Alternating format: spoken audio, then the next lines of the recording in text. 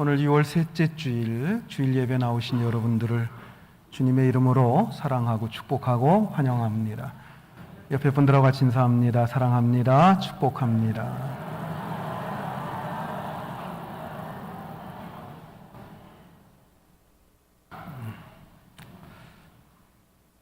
지금부터 6년 전쯤에 제가 경주에 내려왔습니다. 경주에 우리 경주 중부교회 부임한 지 한 6년 정도 다 돼가고 있는데요. 그때 일이 생각이 납니다. 서울에서 이사를 오는데 이삿짐차, 큰 탑차 2대가 이삿짐을 싣고 내려왔습니다. 아마 월요일 날 저녁에 서울에서 이삿짐을 싣고 월요일 날 저녁에 출발해서 화요일 날 오전에 경주에 이제 도착을 하게 되어 있었습니다. 트럭 한 대에는 장롱과 책상과 책장과 냉장고와 침대와 이런 가구들이 다 들어가 있었고요. 또 한 대에는 옷가지와 또 식료품과 그릇과 이불과 책들과 이런 내용물들이 실려 있었습니다. 전날 서울에서 짐을 싣고 그 다음날 아침에 2대가 이렇게 도착하게 돼 있는데 한 대만 도착하고 한 대는 도착을 안 한 거예요. 근데 도착한 차는 내용물을 실은 차가 도착을 했고 가구를 실은 차가 도착을 하지 않았습니다. 어디쯤 있는지 아무리 전화를 해도 전화가 불통입니다. 그 차가 행방불명이 돼버리고 만 거예요. 자, 먼저 온 차는 아침부터 와가지고 빨리 짐을 풀어야 된다고 난리를 칩니다. 그런데 여러분 생각해 보십시오. 가구가 먼저 들어가야지 내용물이 먼저 들어가면 안 되지 않습니까? 그래서 좀 기다려달라 기다리고 이렇게 있는데 저녁 때까지 안 오니까 할 수 없이 저녁 시간쯤 돼가지고 내용물이 다 올라갔습니다. 이부자리고 옷 가지고 그리고 그릇이고 그냥 사택 그 거실과 방하고 가득 널려져 있는 거예요. 그리고 이사하는 사람 가버렸습니다. 가구를 실은 차는 그 다음 날 왔어요. 수요일 날 왔습니다. 왜 그때 왔는지 설명도 제대로 안 하고 그저 차가 좀 이상이 있어서 지금 왔다 이렇게만 얘기를 하고 가구 풀어놓고서는 가버렸습니다. 그래서 결국 이삿짐을 정리하는데 한 일주일 정도 걸렸던, 그리고 고생을 좀 많이 했던 생각이 납니다. 이사할 때는 반드시 가구가 먼저 들어가서 자리를 잡고 그 다음에 내용물이 들어가야 됩니다. 이게 바뀌어지면 굉장히 복잡하고 혼란스러워질 수밖에 없습니다. 서울에 가보면 한강을 사이에 두고 강북과 강남으로 이렇게 도시가 나뉘어져 있습니다. 그런데 이렇게 돌아다녀 보면은 강북과 강남이 굉장히 차이가 난다는 것을 우리는 금방 느낄 수가 있습니다. 1970년대 초까지만 해도 서울의 강남, 그곳은 주로 논과 밭, 산과 들, 과수원 이 정도가 전부였습니다. 강북은 꽤 빌딩도 많았고 산 꼭대기까지 집들이 빼곡하게 차 있었습니다. 그런데 1970년 중반부터 강남 개발이 시작이 됩니다. 논과 밭으로 되어 있는 넓은 벌판에 제일 먼저 그냥 6차선, 8차선 하는 이 도로들이 쫙쫙 놓여지게 됩니다. 그리고 거기에 상하수도 시설, 전기 시설, 도시가스 시설 전부 다 지하로 다 매설을 해 놓았습니다. 그러고 나서 아파트나 주택들이 들어서고 학교와 병원, 관공서들이 들어서게 됩니다. 결국 강북과는 비교할 수 없는 정리가 아주 잘 되어 있는 도시가 강남에 형성이 되게 된 것입니다. 그것보다도 더 기가 막히게 건설된 도시가 1990년 중반에 세워진 일산이나 분당과 같은 신도시입니다. 대도시이면서도 산과 호수 등이 잘 어우러진 친환경 도시를 건설을 한 것입니다. 심지어는 지하철까지 다 건설해 놓고 열병합발전소나 대형마트, 종합병원까지 다 만들어 놓고 나서 거기에다가 아파트 짓고 학교 짓고 관공서 등을 지은 것입니다. 여러분 생각해 보십시오. 여기저기에다가 아파트 지어놓고 집 지어놓고 그 다음에 도로를 놓는다고 한번 생각을 해 보십시오. 그러면 굉장히 무질서해지고 혼란스러워질 것입니다. 그리고 그렇게 해서는 깨끗하거나 쾌적한 도시가 만들어질 수 없다고 하는 것입니다. 자, 오늘 우리가 살펴보려고 하는 이 학개서의 말씀은 바벨론 포로 이후에 하나님께서 유다 백성들에게 주신 말씀입니다. 하나님을 배반하고 우상 숭배를 했던 유다 왕국은 바벨론이라고 하는 강대국에 의해서 멸망을 당했습니다. 멸망 후에 대부분의 유다 백성들이 바벨론의 포로로, 노예로 붙잡혀 가게 됩니다. 그리고 70여 년이 지난 후에 그 바벨론이라고 하는 강대국이 페르시아라고 하는 나라에 의해서 멸망하게 되고, 페르시아의 고레스 왕이 유다 백성들에게 선한 정책을 펴서 유다 백성들 다 돌아가도 좋다라고 하는 칙령을 내리게 됩니다. 그래서 1차, 2차, 3차에 거쳐서 유다 백성들이 예루살렘으로 돌아오게 됩니다. 물론 페르시아에 정착해서 살게 된 꽤 많은 유다 백성들도 있었습니다. 왜냐하면 한 70여 년 정도 그곳에 살았기 때문에 이제 그곳에서 기반을 다 닦은 사람들은 떠날 생각들을 안 하는 사람들이 많았기 때문입니다. 자, 그런데 1차 귀환 때 예루살렘에 돌아온 뒤에 그 유다 백성들에게 하나님의 주시는 말씀이 바로 이 학개서의 말씀입니다. 70년의 포로 생활을 마친 후에 희망을 가지고 예루살렘에 돌아온 유다 백성들이 예루살렘에 당도했을 때 제일 먼저 발견한 것은 무엇이었을까요? 그것은 거대한 쓰레기더미였습니다. 폐하가 된 예루살렘에서 건질 수 있는 것은 아무것도 없었을 뿐만 아니라 그 쓰레기더미를 치우는 일조차도 결코 만만치 않은 일이었습니다. 백성들은 도대체 무슨 일부터 시작해야 될지 알 수가 없었습니다. 그들은 바벨론의 포로로 있을 때 늘 예루살렘 성전을 생각하면서 그들은 눈물을 흘렸습니다. 시편 137편 1절 말씀 우리 같이 한번 읽습니다. 우리가 바벨론의 여러 강변 거기에 앉아서 시온을 기억하며 울었도다. 노예 생활을 하면서 노역을 하면서 잠시 쉬는 시간이면 강변에 앉아서 그들은 저 동쪽 예루살렘에 있는 곳을 바라보면서 그들은 울었다는 것입니다. 하나님께 예배를 드리던 그때를 생각하고 그 옛날 솔로몬의 성전이 있었던 그 영광스러웠던 그 성전을 생각하면서 울었던 것입니다. 그리고 그들 마음속에는 우리가 하나님의 은혜로 저 예루살렘 땅에 다시 돌아가게 된다고 하면 성전부터 먼저 세워야 되겠다 하고 다짐을 했어요. 왜냐하면 바벨론 침공 때에 예루살렘 성전이 다 불에 타서 무너진 것을 그들이 보았기 때문입니다. 그래서 예루살렘으로 돌아오자 그들은 성전부터 건축을 하려고 했습니다. 그런데 그 일이 사마리아 사람들의 방해 공작으로 중단하게 됩니다. 그러자 유다 백성들은 각자 자기들의 집을 짓게 되고 자기들의 농사를 짓는 등 각자의 생활 속에 빠져들어가게 됩니다. 그런 가운데에서 성전을 짓는 이 일에 대해서는 까마득하게 잊어버리고 말았습니다. 그러자 하나님께서는 오늘 본문에서 유다의 지도자 총독 스룹바벨과 대제사장 여호수아를 책망을 하십니다. 물론 여기 여호수아는 모세와 함께했던 그 여호수아와는 전혀 다른 인물입니다.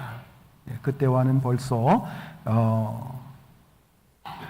거의 한 700~800년 이후의 일이기 때문입니다. 도대체 지금 너희가 하고 있는 일이 무엇이냐? 너희에게 가장 중요한 성전은 폐허로 내버려 둔 채 너희들이 도대체 뭐 하고 있는 것이냐? 성전을 건축하지 않은 그들의 삶은 마치 정리가 되지 않은 집처럼 제대로 된 것이 하나도 없었습니다. 이사를 하는데 청소부터 하지 않고 장판이나 그 벽지를 바르지 않은 채 마치 이삿짐부터 먼저 풀어놓은 것과 같았습니다.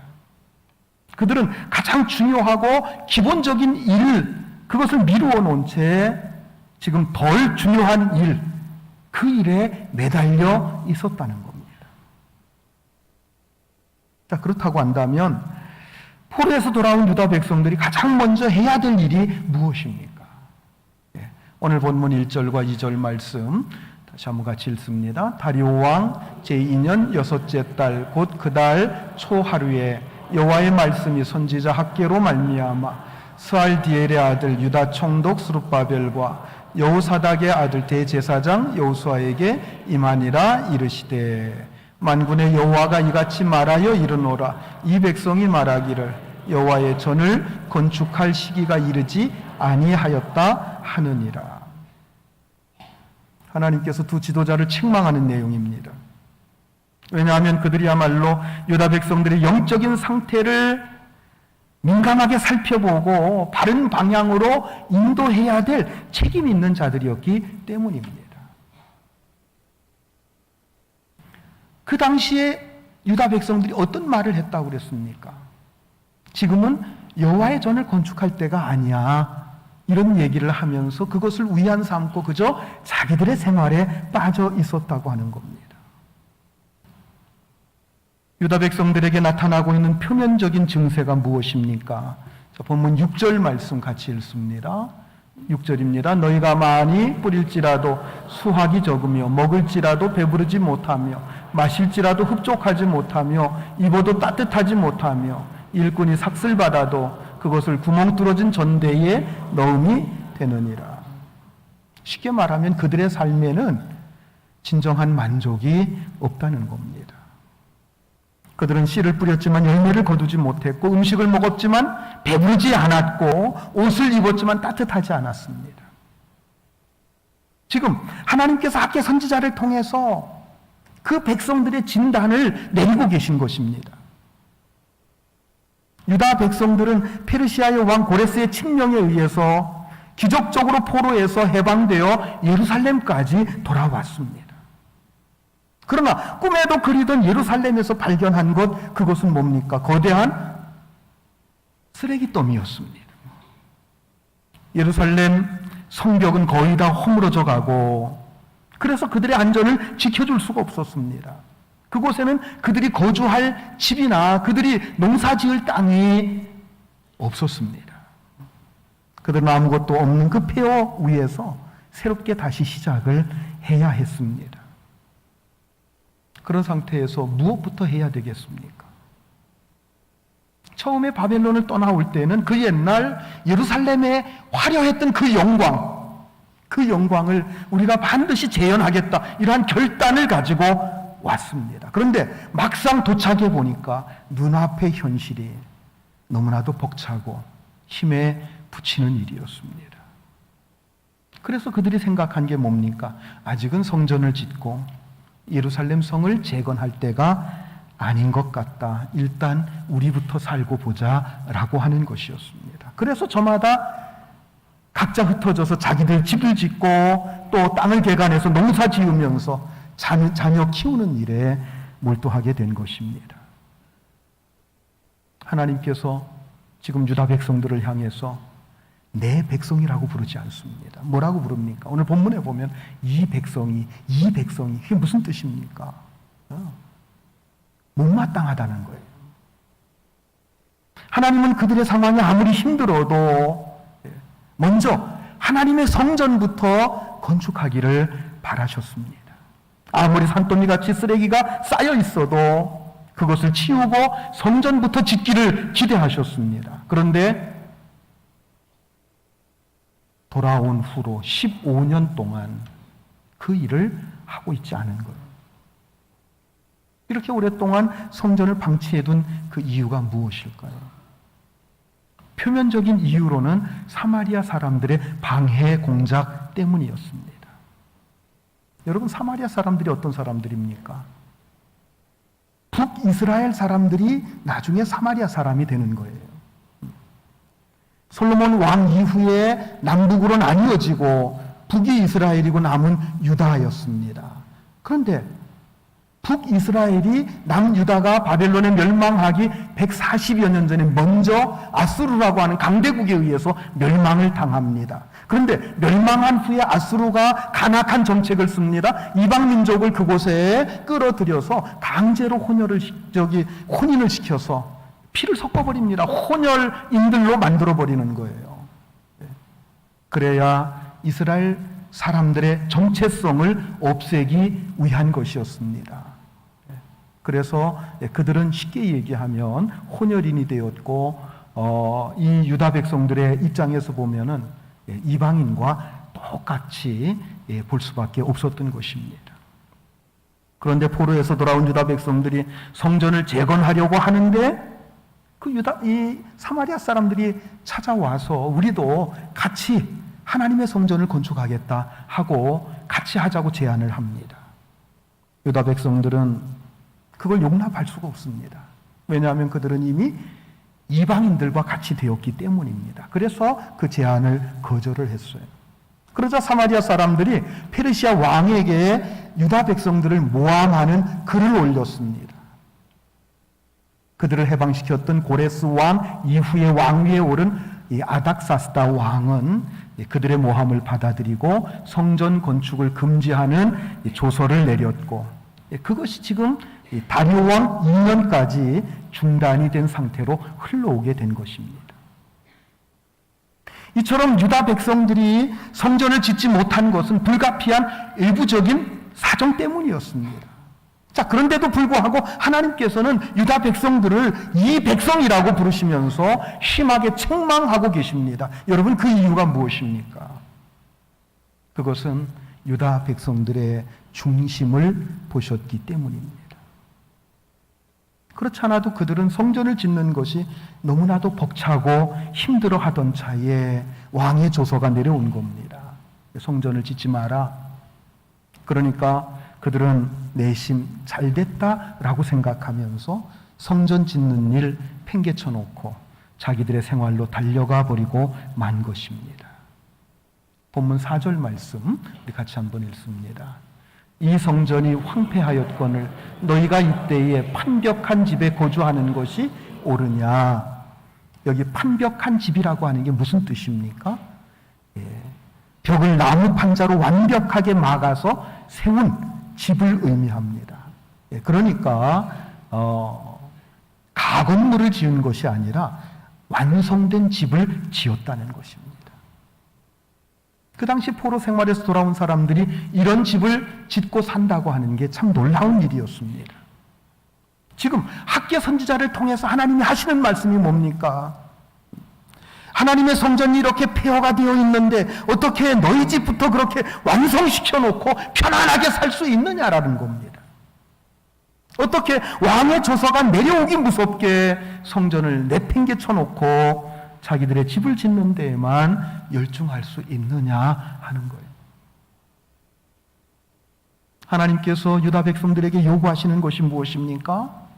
성전을 그들의 삶의 가장 중심에, 가장 앞자리에 두라는 거예요.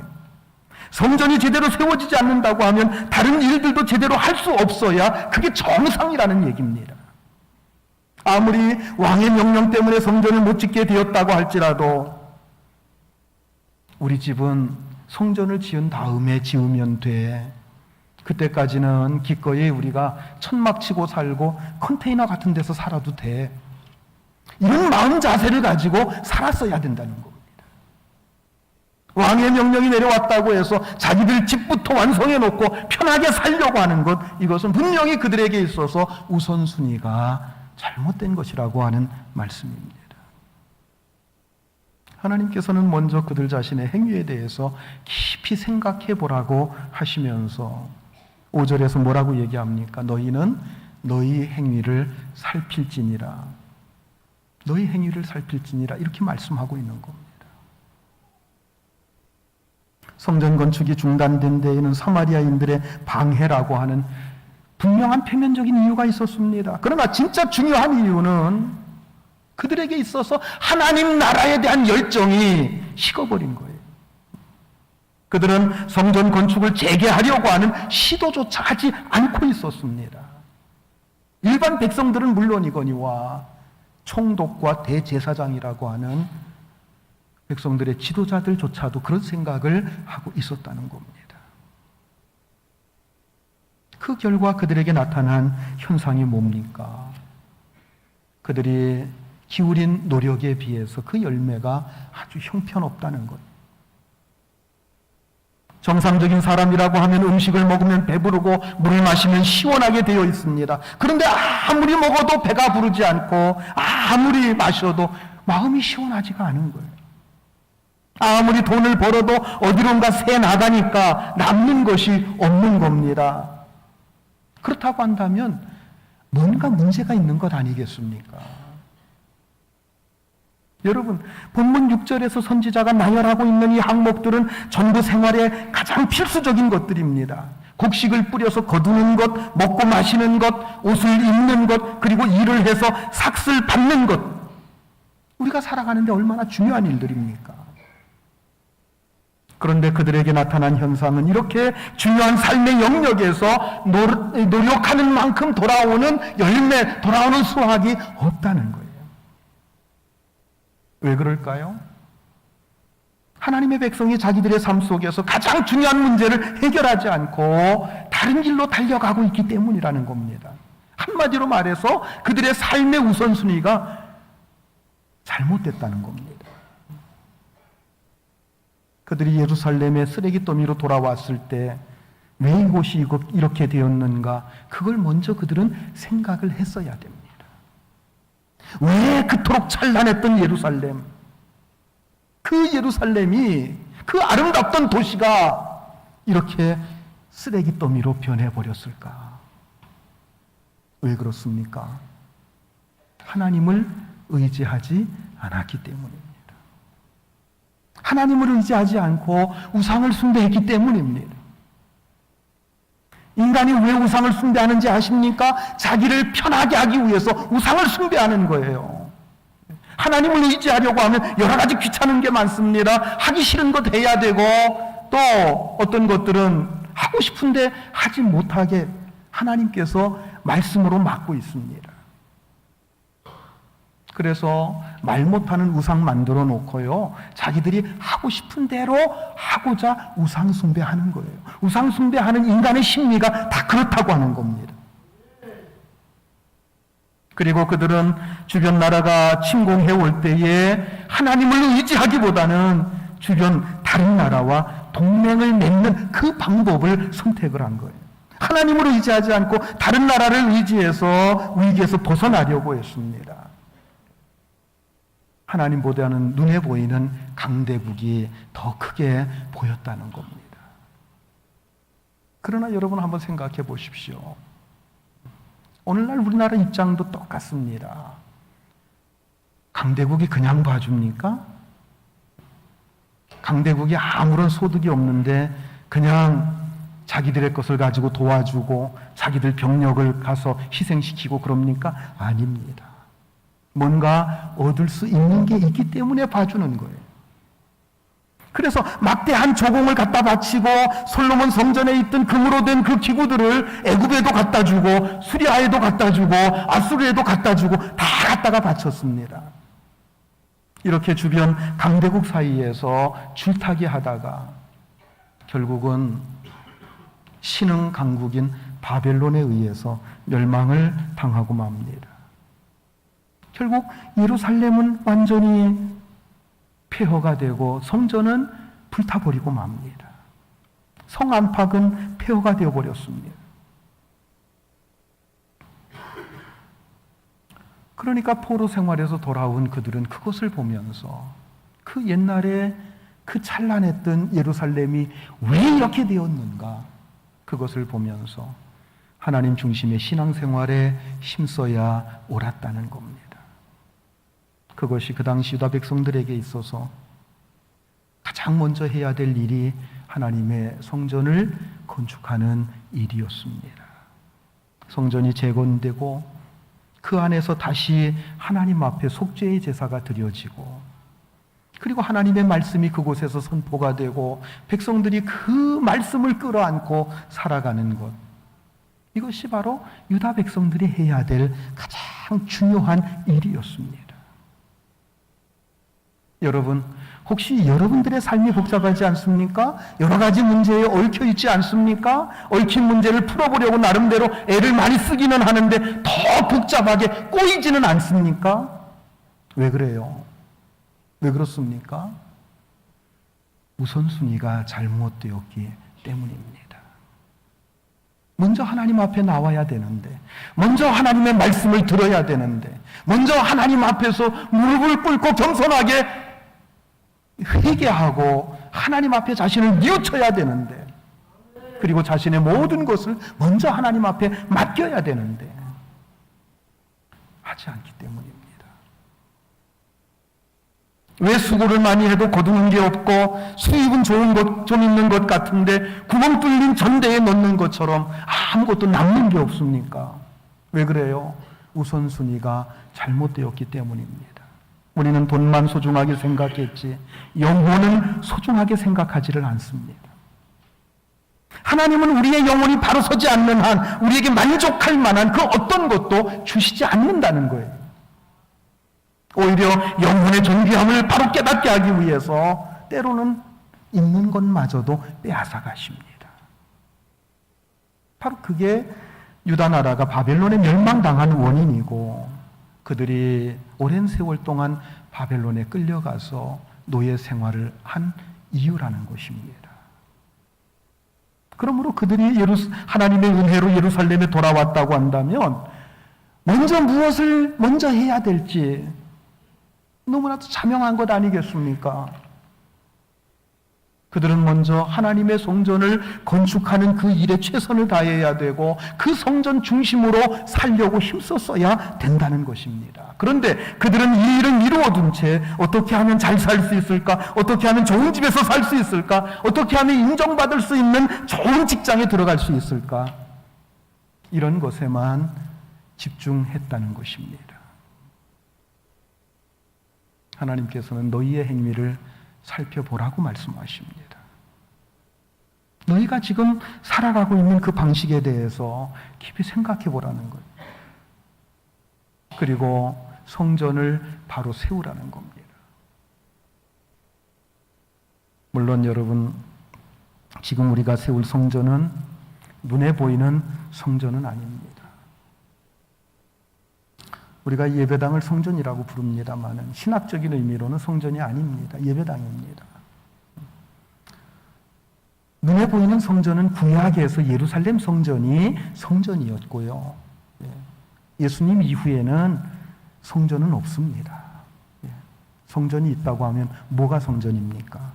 고린도전서 3장 16, 17절에서 이렇게 말씀하십니다. 같이 봅니다. 너희는 너희가 하나님의 성전인 것과 하나님의 성령이 너희 안에 계시는 것을 알지 못하느냐. 누구든지 하나님의 성전을 더럽히면 하나님이 그 사람을 멸하시리라. 하나님의 성전은 거룩하니 너희도 그러하니라.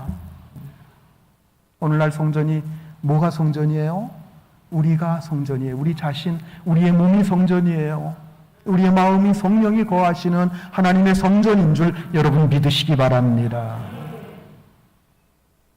하나님의 말씀과 기도로 세워져야 갈 성령의 전, 여러분 우리의 몸입니다. 우리의 마음입니다. 우리 자신들입니다.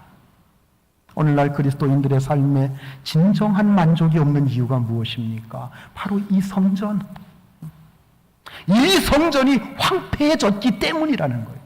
하나님이 모셔야 될 그 성전에 세상의 잡다한 것들로 가득 채워놓고 있으니까 그 성전이 황폐해질 수밖에 없는 거예요.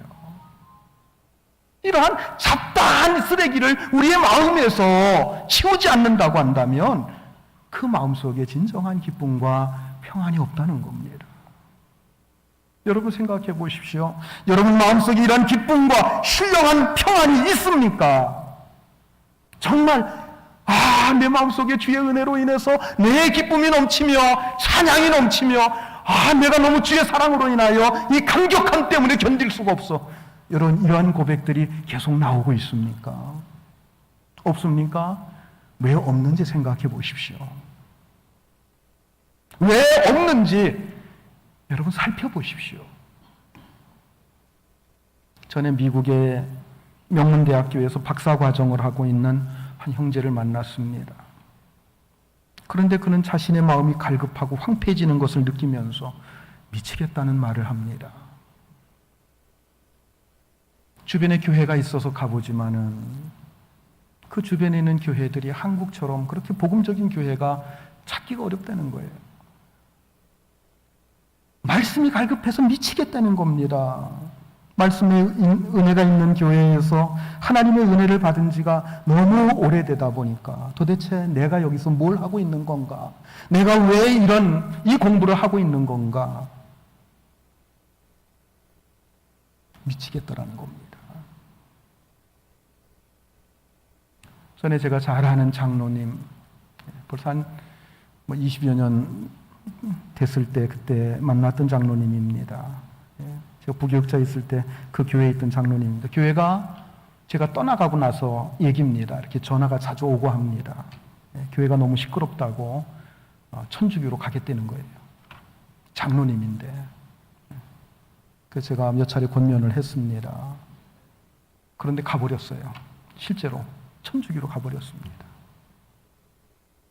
그러고 전화하면은 천주교 다니니까 시끄럽지 않고 참 좋아요 그러더라고요. 그러다 한 10여 년 전에 어느 모임에서 제가 만났어요. 그래서 제가 물었어요. 천주교 잘 다니세요? 아니요, 벌써 교회로 옮겼어요 그러더라고요. 아니, 천주교 시끄럽지 않고 좋다면서요. 짓궂게 제가 물었죠. 그랬더니 그분 뭐라고 하는지 아십니까?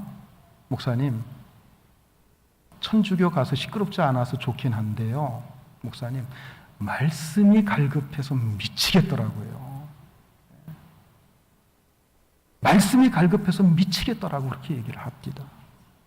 그래서 집 근처에 있는 교회로 옮겼다고 그렇게 말씀하는 걸 들었어요. 전에 어느 권사님이 몸이 아파서 몇 주 교회 못 나오셨어요. 제가 신방을 했더니 이런 말씀을 하시는 거예요. 목사님, 몸 아픈 것은 견딜 수 있는데 예배에 참석 못하고 말씀 듣지 못해서 정말 미치겠어요. 그렇게 말씀을 하시더라고요. 그 얘기를 듣는데 제 가슴이 막 뜨거워지는 걸 제가 느꼈습니다. 여러분, 여러분들의 마음이 이랬으면 좋겠어요. 하나님의 말씀 듣고 싶어 주일이 손가락 기다려지고 말씀을 듣고 나면 그 벅찬 감격을 가지고 말씀대로 살려고 힘쓰는 여러분들이 될 수 있기를 바랍니다.